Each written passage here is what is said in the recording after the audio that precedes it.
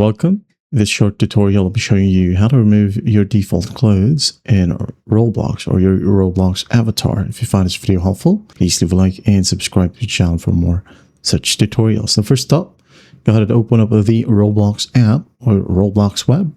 Okay. Now once you're in here, go to the top left, click on avatar. Click on it, wait for it to load.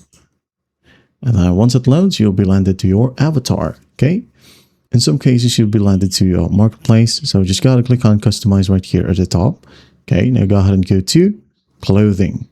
Okay.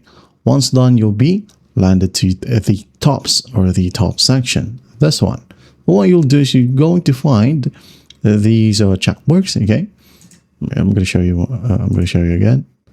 As you can see, we got these check marks. So what you'll do is just basically click on the check mark. Okay, and once that's done, it will be removed. Okay, so as you can see here, I don't have the default clothing, but you can do the same. Okay, for example, shoes right here, remove it. As you can see, it's now removed.